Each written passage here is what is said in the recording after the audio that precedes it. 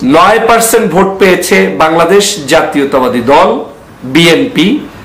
বাংলাদেশ জামাতে ইসলামী পেয়েছে 66%, 66% ভোট পেয়েছে বাংলাদেশ জামাতে ইসলামী।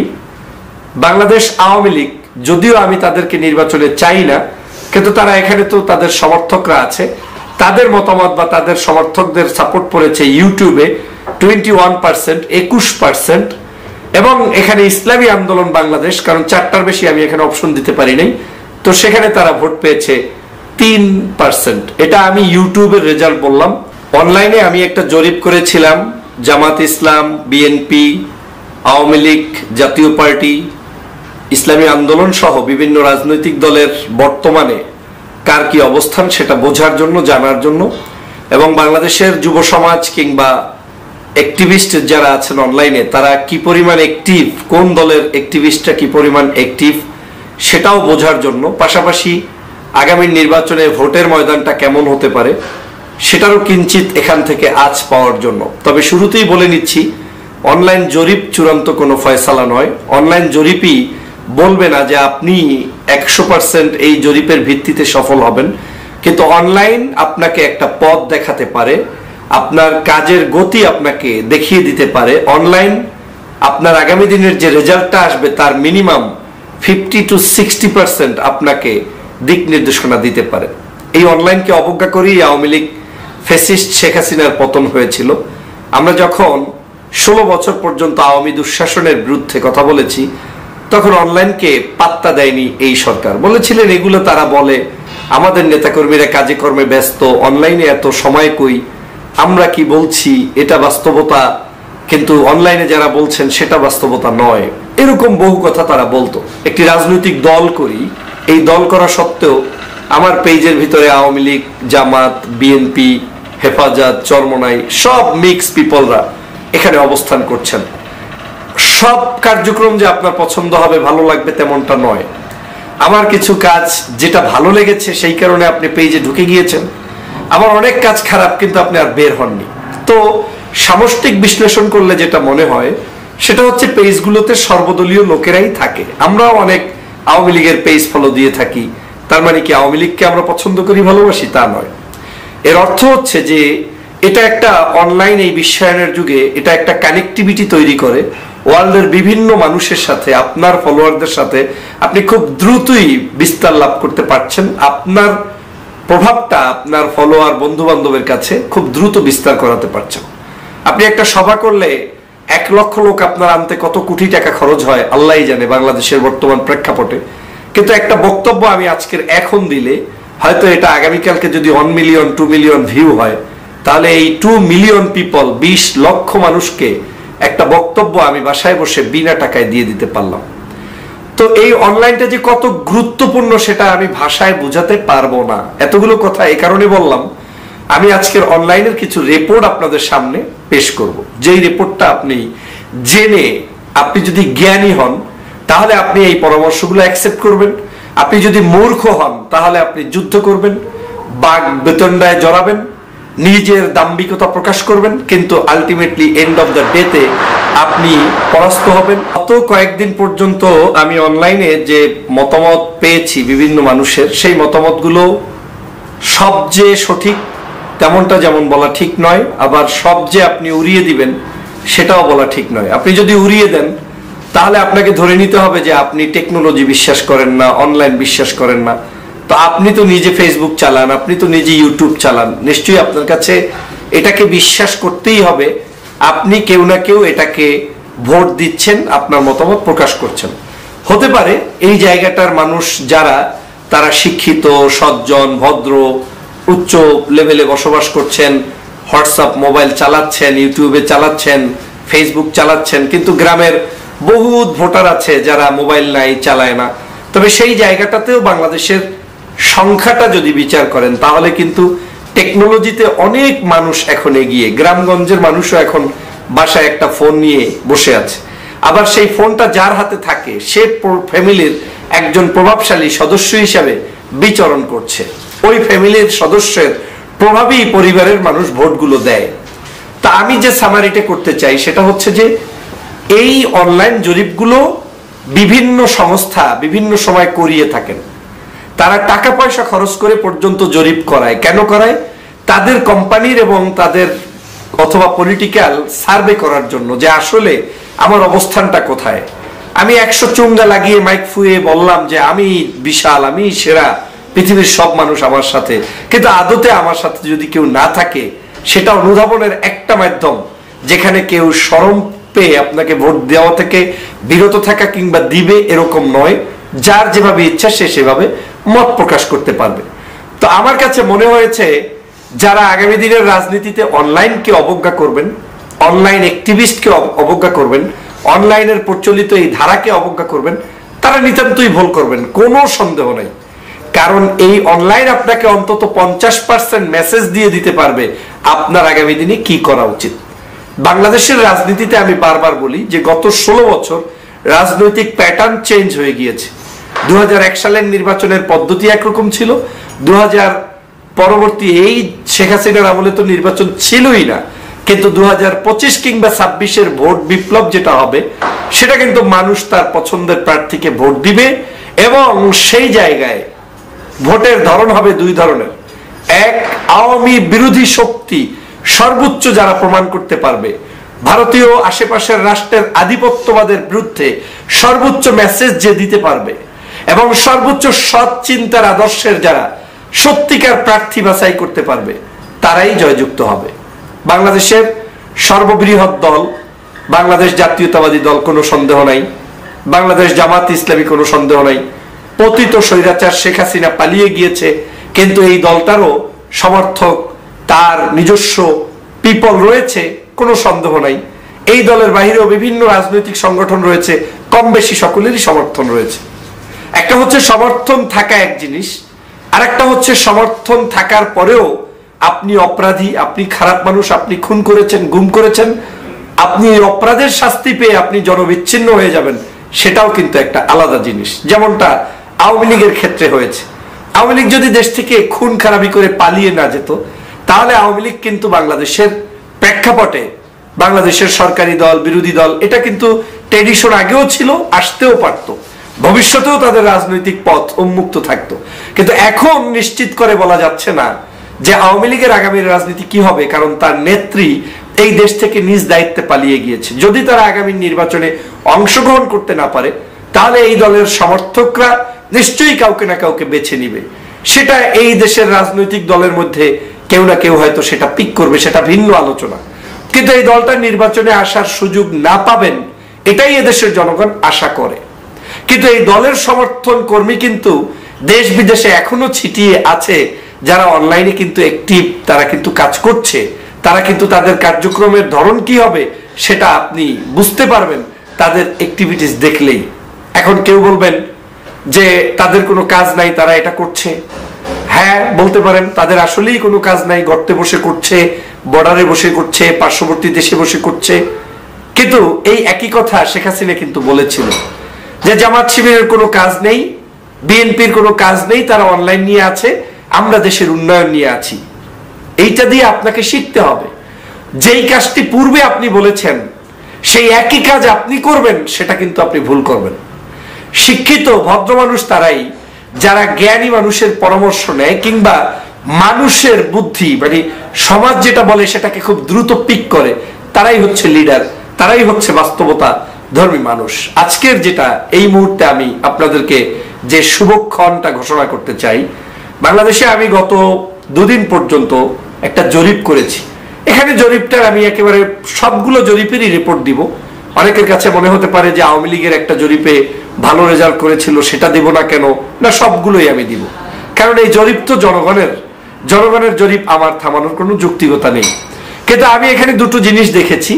প্রথমত হচ্ছে ইউটিউবে যারা ভোট দেয়, এইটা আমার কাছে একটু বেশি মানে কষ্টকর মনে হয়, কারণ একটা জিমেইল আইডি ক্রিয়েট করা, সেটা দিয়ে আপনার এই ইউটিউবে ঢুকে এই মানে কি বলে সাইন আপ করে তারপরে একটা ভোট দেওয়া, এটা খুব জটিল কাজ। এখানে খুব বেশি ভোট চুরি হওয়ার সম্ভাবনা নেই। যে কাজটি গত 2 দিন পর্যন্ত আমি করেছি এবং সেটা থেকে আমি আজকের আপনাদেরকে রেজাল্ট দিতে চাই, সেটা হচ্ছে প্রথম আমি আসি ইউটিউবের রেজাল্ট নিয়ে। ইউটিউবে আমার যে ইউটিউব চ্যানেল ডক্টর ফয়জুল হক, ইংলিশে আপনারা সার্চ দিলে ইউটিউবে পাবেন। সেখানে আমার এখানে একদিন আগের পুলে রিপোর্ট এসেছে 42,000 ভোট।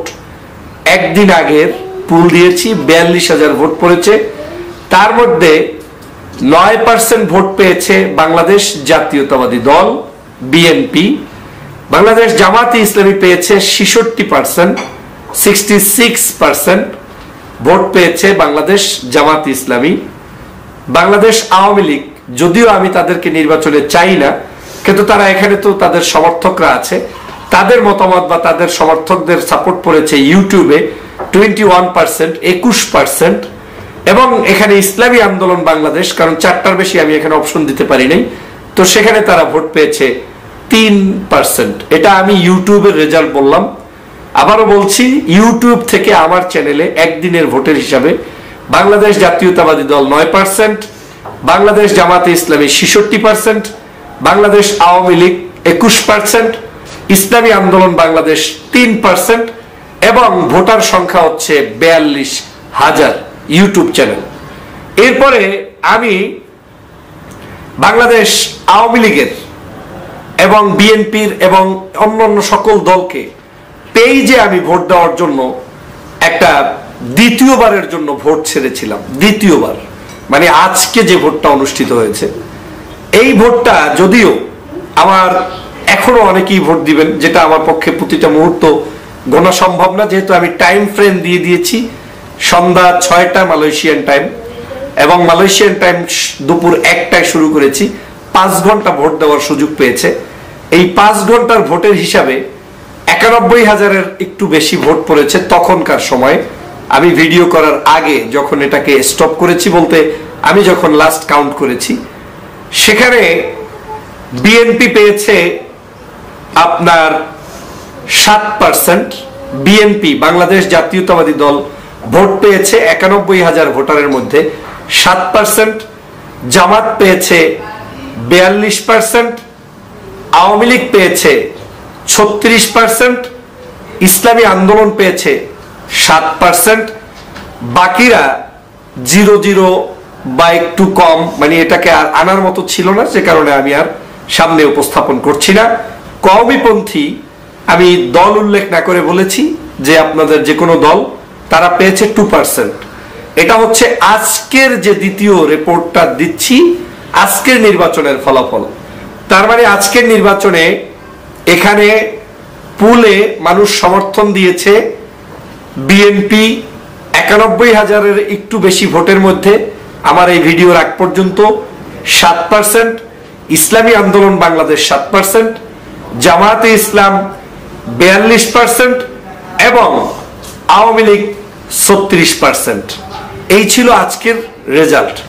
এর আগে আমি একটি বিষয় আপনাদেরকে জানাতে চাই। 2 দিন আগে বাংলাদেশের আমার এই পেজে আরেকটি পোল দিয়েছিলাম, কিন্তু এই পোলটা নিয়ে আমার যে বক্তব্যটা, সেটা হচ্ছে আমি সংবাদ পেয়েছি এবং নিশ্চিত হয়েছি পার্শ্ববর্তী দেশের একটি গ্রুপ স্পেশাল তাদের টিম বসিয়ে ভোট দিতে গিয়েছে। এবং আমি যখন পেজে রিভিউ দেয়া যায়, ওই রিভিউগুলোতে যখন ব্যাড কমেন্টস ঢুকে ঢুকে পড়তেছিলাম, সেই রিভিউর ভিতরে শত শত আইডি পেয়েছি যেগুলোতে শুধুমাত্র একজন ফলোয়ার, মানে ফলোয়ার নাই, একটা কিছু খুলে ভোট দিচ্ছে। তা আমার কাছে এই ফেক আইডি এবং ফেক সমর্থন থাকায় এটাকে আমি গুরুত্ব দিতে চাইনি, বিধায় আবার ভোটের আজকের এই আয়োজনটা করেছি। তারপরেও এই ভোটটাতেও যে সমর্থনটা যারা পেয়েছে, সেটা তো আমার ওই পেজে স্পষ্ট। তো আমাকে একজন সত্য কথা বলতে চাই, সেই হিসাবে এখানেও আমি উপস্থাপন করতে চাই। সেখানে ভোট পড়েছিল প্রায় 3,41,000-এর মতো। তো বুঝতেই পারতেছেন ওটা একটা র্যান্ডম ছেড়ে দেওয়া ছিল।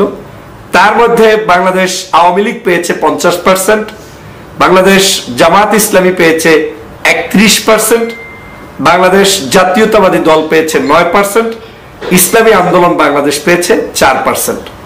তো যদি সর্বশেষ আমি আজকের এই ভিডিওতে এন্ডিংটা করতে চাই, তাহলে আমার এখান থেকে স্পষ্ট করে বলতে পারি, বাংলাদেশে যেই দলটাকে সবচেয়ে নিপীড়ন করা হয়েছিল, নির্যাতন করা হয়েছিল, শহীদ করা হয়েছিল, যেমন জামাত ইসলামের দেলোয়ার হোসেন সাইদি, মতিউর রহমান নিজামী, কাদের মোল্লা, গোলাম আজম, তারপরে আপনার এই দলের আরো অনেক নেতা, মীর কাসেম আলী, আলী হাসান মুজাহিদ সাহেব, এরকম বহু নেতাদেরকে তারা কাউকে ফাঁসি দিয়েছে, কাউকে ইনজেকশন দিয়ে মেরেছে, কাউকে জেলের মধ্যে মেরেছে এবং শাহবাগ তৈরি করে দলটাকে নিশ্চিহ্ন করতে চেয়েছে।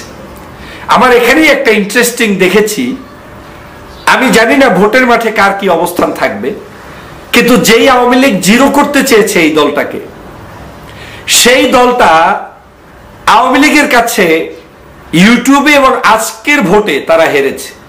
একটা ভোট গত দুদিন আগে যেটা বললাম, তারা বিভিন্নভাবে ভোট দিয়েছে, সেখানেও জামাত তার সেকেন্ড হয়েছে। এবং সার্বিক দৃষ্টিকোণ থেকে যদি আপনি দেখেন যে আওয়ামী লীগকে প্রতিদ্বন্দ্বী করতে হচ্ছে জামাতের সাথে, অথচ হওয়ার কথা যেটা ছিল, এই জামাত ইসলাম ভেনিশ হয়ে যাওয়ার কথা ছিল, এদের একটা দুইটা ভোটও পাওয়ার কথা ছিল না, কারণ এদের বিরুদ্ধে এত বেশি প্রপাগান্ডা গত 16 বছর ছড়ানো হয়েছে। সেই জায়গা থেকে তারা যে ভোটগুলো, সমর্থনগুলো এখানে দেখিয়েছে, এটা ছিল অবিস্মরণীয়। আমার কাছে সবচাইতে বেশি মনে হয়েছে যে এটা আওয়ামী লীগের জন্য শিক্ষার, এবং আওয়ামী লীগের না, সকল নিপীড়িত মানুষদেরকে যে মানুষ পছন্দ করে, সেজন্য যারা শাসক থাকে, স্বৈরচারী মানসিকতার থাকে, কিংবা দাম্ভিকতা দেখাতে চায়, আমি বড় না, আমি যে কোনো মুহূর্তে জিরো হয়ে যেতে পারি, তার প্রমাণ আজকের এই জামাত ইসলামের এই ভোটে। ইসলামী আন্দোলনের ভোট বেড়েছে, একটি ইসলামিক সংগঠন, তারা অবশ্যই জামাতের চেয়ে অনেক নতুন সংগঠন, কিন্তু তাদের ভোটও 7%, 3%, 4%। এটা কি সিগন্যাল বহন করে সেটা আপনাকে আমাকে ভাবতে হবে।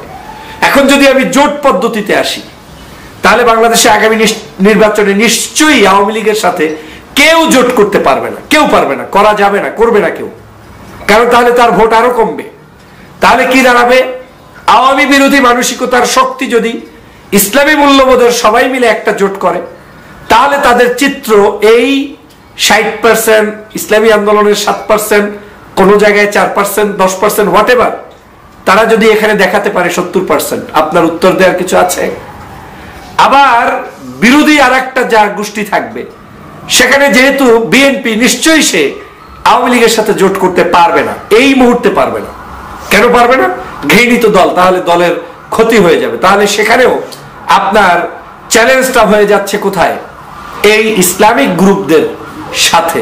আমি বারবার এই কারণে আমার এই দলের প্রতি সবসময় বলতাম যে বাংলাদেশে যদি সম্পর্ক রাখতে হয়, ইসলামিক অর্গানাইজেশন গুলোর সাথেই রাখতে হবে, কারণ ভোটের মাঠের চিত্র পরিবর্তন কিংবা অ্যাক্টিভিটিস এদের চেয়ে বেশি কেউ দেখাতে পারবে না আদার দেন বিএনপি এবং আওয়ামী লীগ।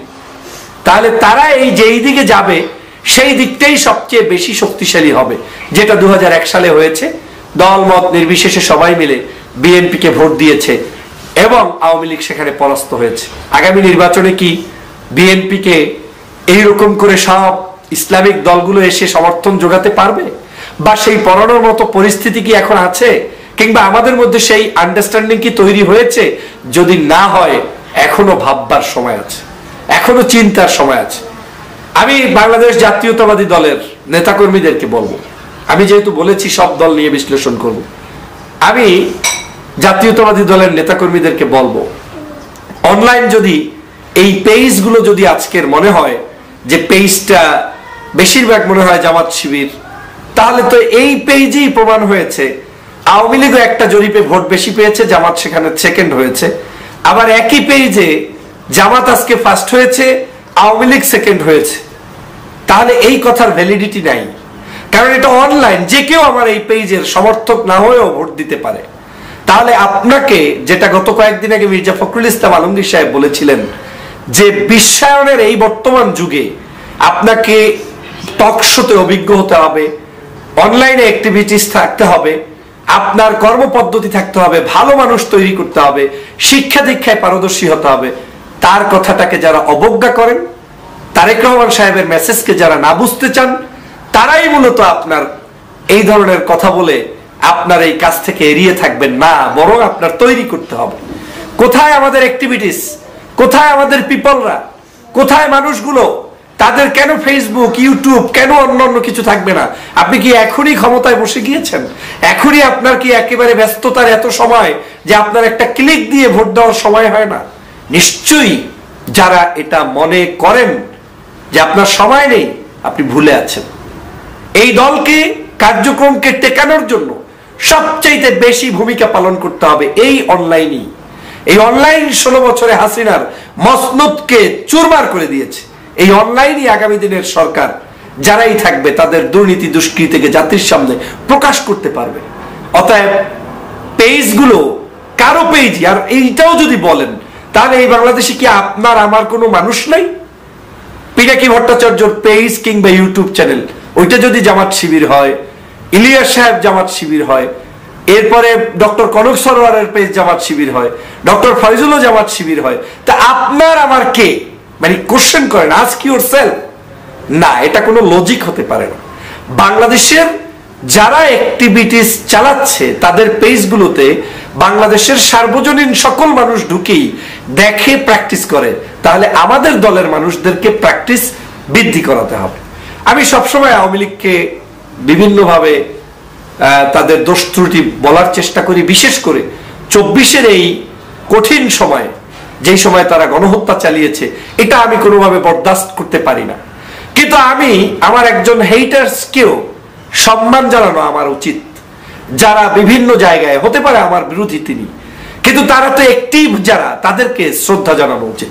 আজকে যারা আপনার অ্যাক্টিভিটিস প্রমাণ করেছেন, যারা অ্যাক্টিভলি ভোট দিয়েছেন, আমি আপনাকে, আমার হয়তো ভিডিওতে আপনি অনেক কষ্ট পান, আমার হয়তো বক্তব্যে আপনি অনেক খারাপভাবে আমাকে জানেন, সবকিছুর ঊর্ধ্বেও আপনি যে আপনার মতামত ব্যক্ত করতে নির্দ্বিধায় আপনি পেজে ঢুকে ভোট দিয়েছেন, আপনাকে আমি কংগ্রাচুলেট করছি। কারণ আপনিও একজন এই বাংলাদেশের অন্তত খুনি হাসিনার যদি খুন খারাপি অপরাধের ব্যক্তি না হয়ে থাকেন, আপনি তো বাংলাদেশের একজন অন্তত জনগণ।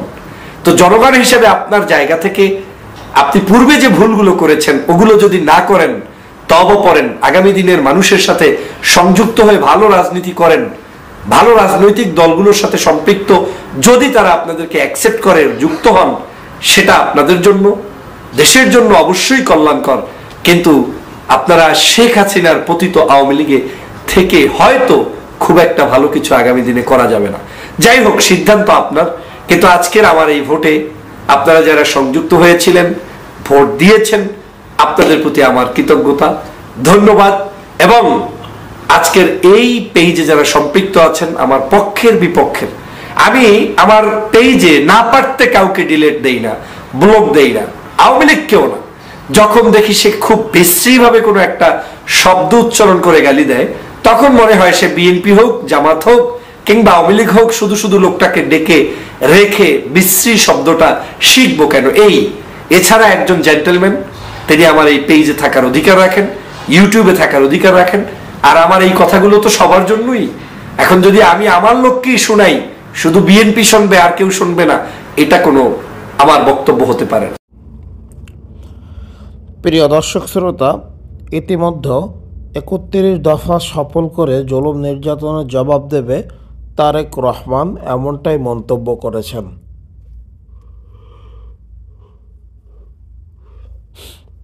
গণ অভ্যুত্থানে ক্ষমতাচ্যুত আওয়ামী লীগ সরকারের জুলুম নির্যাতনের চিত্র তুলে ধরে বিএনপির ভারপ্রাপ্ত চেয়ারম্যান তারেক রহমান বলছেন, আওয়ামী লীগ অধম হলেও আমরা অধম হব না। আমরা আমাদের 31 দফা সফল করার মাধ্যমে আওয়ামী লীগের গত 15-16 বছরের গুম খুন সহ সব জুলুম অত্যাচারের জবাব দেব। তিনি বলেন, এই 31 দফা বাস্তবায়নের মাধ্যমেই বাংলাদেশ নিয়ে শহীদ প্রেসিডেন্ট জিয়াউর রহমান ও বেগম খালেদা জিয়া স্বপ্ন পূরণ হবে, জনগণের বিশ্বাস বৃদ্ধি পাবে। নেতাকর্মীদের প্রতি এমন কাজ করার আহ্বান জানাই। ইতিপূর্বে আমাদের ঘোষিত ট্রাক ব্যাক বাংলাদেশের কাজ এখনও শেষ হয়নি। গণতন্ত্র, ভোটের অধিকার জনগণকে ফিরিয়ে দিতে হবে। প্রিয় দর্শক শ্রোতা, আগামী নির্বাচন অনেক কঠিন হবে মন্তব্য করে তিনি আরও বলেন, ভোটের মাধ্যমে সমর্থন পাওয়া আস্থার প্রতীক। বিএনপির সমাবেশ ভিড় থেকে তা জনগণের আস্থার প্রকাশ এবং এই আস্থা ধরে রাখতে হবে। রাজনৈতিক দল হিসাবে আমরা ভোটের কথা বলবো, এটাই স্বাভাবিক। বুধবার 18 ডিসেম্বর দিনব্যাপী বিএনপির রাষ্ট্র কাঠামো মেরামতের 31 দফা রূপরেখা নিয়ে গাজীপুর ও নারায়ণগঞ্জ মহানগর টাঙ্গাইল জেলার কর্মশালায় প্রধান অতিথির বক্তব্যে তিনি এসব কথা বলেন। দুই মহানগর এক জেলার পৃথকভাবে আয়োজিত কর্মশালা হলেও তারেক রহমানের আগে একই সঙ্গে ভার্চুয়ালি যুক্ত হয়ে নেতাকর্মীদের 31 দফা সংক্রান্ত বিভিন্ন প্রশ্নের উত্তর দেন। ওই পৃথক কর্মশালায় 3000-এর বেশি নেতাকর্মীরা অংশ নেন বলেও জানান তিনি। প্রিয় দর্শক শ্রোতা, ইতিমধ্যে শহীদ বুদ্ধিজীবীগণ আমাদের প্রেরণার উৎস হিসাবে কাজ করে যাবেন, এমনটা মন্তব্য করেছেন বিএনপির প্রধানমন্ত্রী তারেক রহমান। মুক্তিযুদ্ধ চলাকালে হানাদার বাহিনী ও তাদের দোসরদের হাতে শাহাদাত বরণকারী দেশের প্রথম শ্রেণীর শহীদ বুদ্ধিজীবীদের অক্লান্ত স্মৃতির প্রতি শ্রদ্ধা জানিয়েছেন বিএনপির ভারপ্রাপ্ত চেয়ারম্যান তারেক রহমান। আজ শুক্রবার 13 ডিসেম্বর শহীদ বুদ্ধিজীবী দিবস উপলক্ষে দেওয়া বাণীতে তিনি এ শ্রদ্ধা জানান। এতে স্বাক্ষর করেছেন বিএনপির সিনিয়র যুগ্ম মহাসচিব অ্যাডভোকেট রুহুল কবির রিজভী। বাণীতে তারেক রহমান বলেন, শহীদ বুদ্ধিজীবী দিবস জাতির ইতিহাসে এক মর্মস্পর্শী ও শোকাবহ দিন। অমর বুদ্ধিজীবীরা দেশের ক্ষণ জন্ম শ্রেষ্ঠ সন্তান, যারা একটি সমৃদ্ধ এবং মাথা উঁচু করা জাতি দেখতে চেয়েছিলেন। তারা ন্যায় বিচার ভিত্তিক শোষণমুক্ত একটি গণতান্ত্রিক রাষ্ট্রের প্রত্যাশা করেছিলেন, কিন্তু হানাদার বাহিনী দোসররা চূড়ান্ত বিজয়ের প্রকালে স্বাধীন বাংলাদেশকে মেধাশূন্য করতে পরিকল্পিত হত্যাযজ্ঞ সংগঠিত করে। স্বাধীনতার অব্যাহতি পরেই অগণতান্ত্রিক শক্তি তাদের মুখোশ খুলে ফেলে।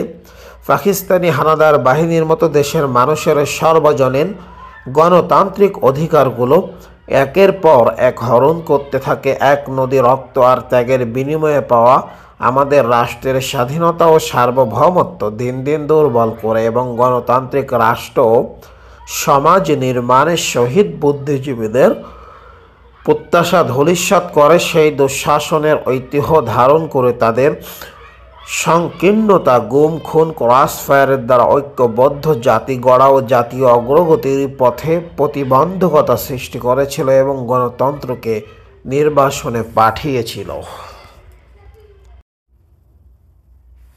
আসসালামু আলাইকুম, সকলকে জানাই আন্তরিক অভিনন্দন ও সালাম।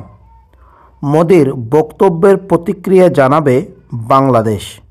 পররাষ্ট্র উপদেষ্টা থেকে এমনটাই মন্তব্য করছেন। ইতিমধ্যে আপনারা সকলে জানেন, মোদি বাংলাদেশকে নিয়ে টুইটারে বিভ্রান্ত মন্তব্য করেছে। প্রিয় দর্শক শ্রোতা, বিজয় দিবস নিয়ে নরেন্দ্র মোদির দেওয়া বক্তব্যের প্রতিক্রিয়া ভারতকে জানানো হবে বলে জানিয়েছেন পররাষ্ট্র উপদেষ্টা তৌহিদ হোসেন। মঙ্গলবার 17 ডিসেম্বর বিকেলে পররাষ্ট্র মন্ত্রণালয়ে সাংবাদিকদের এক প্রশ্নের জবাবে কথা বলেন তিনি। পররাষ্ট্র উপদেষ্টা বলেন, স্বাধীনতা দিবস নিয়ে নরেন্দ্র মোদির বক্তব্যের প্রতিক্রিয়া ভারতকে জানানো হবে, তবে মোদির বক্তব্য নিয়ে আইন উপদেষ্টা যে মন্তব্য করেছেন সেটি তার ব্যক্তিগত মতামত। এ সময় এক প্রশ্নের জবাবে পররাষ্ট্র উপদেষ্টা বলেন, রোহিঙ্গা সমস্যার শান্তিপূর্ণ সমাধানে সচেষ্ট বাংলাদেশ। আগামীকাল বুধবার 18 ডিসেম্বর মিয়ানমার ইস্যুতে আলোচনা করতে থাইল্যান্ড যাচ্ছে। এ সময় D8 সম্মেলন বিভিন্ন দেশের সরকার প্রধানদের সঙ্গে বেশ কয়েকটি সাইডলাইন বৈঠক অনুষ্ঠিত হবে। সেন্ট মার্টিন প্রসঙ্গে তিনি বলেন, মিয়ানমারে যুদ্ধ অবস্থা চলার কারণে সেন্ট মার্টিনে যাওয়া আসার রুট সাময়িক বদল হচ্ছে, পরবর্তীতে বিষয়টি ঠিক হয়ে যাবে। এর আগে গতকাল সোমবার নরেন্দ্র মোদি তার ভেরিফাইড ফেসবুক পেজে একটি পোস্ট লেখেন, আজ বিজয় দিবস। 1971 সালে ভারতের ঐতিহাসিক বিজয়ে অবদান রাখা সাহসী সেনাদের সাহস ও আত্মত্যাগকে আমরা সম্মান জানাই। তাদের নিঃস্বার্থ আত্মস্বর্গ ও অটল সংকল্প আমাদের জাতিকে রক্ষা করেছে এবং গৌরব এনে দিয়েছে। এই দিনটিতে তাদের অসাধারণ বীরত্ব ও অদম্য চেতনার প্রতি শ্রদ্ধাঞ্জলি, তাদের আত্মত্যাগ চিরকাল প্রজন্মের পর প্রজন্মকে অনুপ্রাণিত করবে এবং আমাদের জাতির ইতিহাসে গভীরভাবে লিপিবদ্ধ থাকবে। প্রিয় দর্শক শ্রোতা, এমনটাই মন্তব্য করেন ভারতের প্রধানমন্ত্রী নরেন্দ্র মোদী এবং সেখানে বাংলাদেশকে নিয়ে তিনি অনেক বড় কটূক্তি করেছেন। সেটার জবাব বাংলাদেশ অবশ্যই ভারতকে খুব শীঘ্রই দেবে।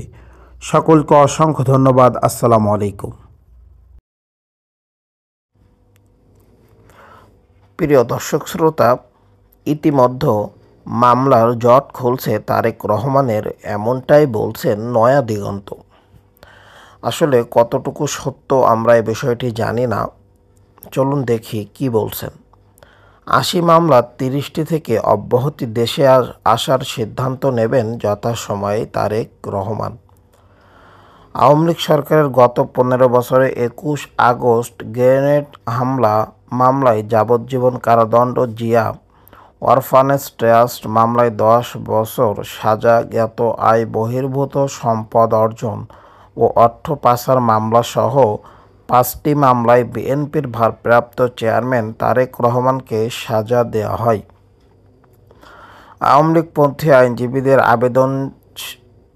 আবেদনে দেশের সব গণমাধ্যমে তার বক্তব্য প্রচার ও প্রকাশ নিষিদ্ধ করে হাইকোর্টের একটি ডিভিশন বেঞ্চ। এছাড়া তার বিরুদ্ধে 111-এর পর সেনা সমর্থিত তত্ত্বাবধায়ক সরকারের সময় এবং পরবর্তীতে শেখ হাসিনা সরকারের সময় দেশের বিভিন্ন স্থানে আরও প্রায় ৮০টি মামলা দায়ের করা হয়। তবে গত ৫ আগস্ট ছাত্র জনতার গণ অভ্যুত্থানে প্রধানমন্ত্রী শেখ হাসিনা পদত্যাগ করে দেশ ছাড়ার পর তারেক রহমানের বিরুদ্ধে দায়ের করা মামলার জট খুলতে শুরু করেছে। এর মধ্যে মানহানি ও রাষ্ট্রদ্রোহের অভিযোগ করা ৩০ থেকে ৩৫টি মামলা আদালতের মাধ্যমে খারিজ বা বাতিল করা হয়েছে বলে বিএনপির আইন সম্পাদক ব্যারিস্টার কায়সার কামাল জানিয়েছেন। তিনি বলেন, তারেক রহমান আইন, আদালত ও সংবিধানের প্রতি শ্রদ্ধাশীল। যথাযথ আইনি প্রক্রিয়ার মাধ্যমে ওনার মামলাগুলো নিষ্পত্তি করার প্রচেষ্টা চলছে। তিনি বলেন, গণ অভ্যুত্থানের স্বৈরশাসক হাসিনা পালিয়ে যাওয়ার পর দেশের সব রাজনৈতিক দলের সমর্থনে একটি অন্তর্বর্তী সরকার কায়েম হয়েছে। সেই সরকার আইনের শাসনের ন্যায় বিচার প্রতিষ্ঠা করবে। আইনগত পদক্ষেপের মাধ্যমে তারেক রহমান তার বিরুদ্ধে করা মামলাগুলো আইনি প্রতিক্রিয়া মোকাবেলা করেন। তারেক রহমান দেশে ফেরার বিষয়ে বিএনপির আইন সম্পাদক বলেন, তারেক রহমানও দেশের নাগরিক। অন্যান্য নাগরিকদের মতো যে কোনো সময় তার দেশে আসার সাংবিধানিক আইনগত অধিকার রয়েছে। তিনি বলেন, গত ১৫ বছর ফ্যাসিস্ট রেজিমের বিরুদ্ধে আন্দোলন নেতৃত্ব দানকারী দল বিএনপির ভারপ্রাপ্ত চেয়ারম্যান হিসাবে দেশের মানুষের প্রত্যাশা এবং দলীয় নেতাকর্মীদের আবেগ ভালোবাসার প্রতি সম্মান দেখিয়ে তিনি যথাসময়ে দেশে আসার বিষয়ে সিদ্ধান্ত নেবেন। প্রিয় দর্শক শ্রোতা, ইতিমধ্যে একটি দল পারলেই কালই ক্ষমতায় বসতে, তাই এমনটাই বলছেন কর্নেল ওলি। কোনো দলের নাম উল্লেখ না করে লিবারেল ডেমোক্রেটিক পার্টির এলডিপি প্রেসিডেন্ট কর্নেল অবসরপ্রাপ্ত ওলি আহমেদ বলছেন, আমাদের মধ্যে অনেকে আছেন যারা আর অপেক্ষা করতে চায় না। তাদের মনোভাব এমন, আগামীকাল ক্ষমতায় বসতে হবে, চেয়ার দখল করতে হবে। বৃহস্পতিবার ৭ নভেম্বর দুপুরে রাজধানীর মগবাজারে এলডিপির কেন্দ্রীয় কার্যালয়ে জাতীয় বিপ্লব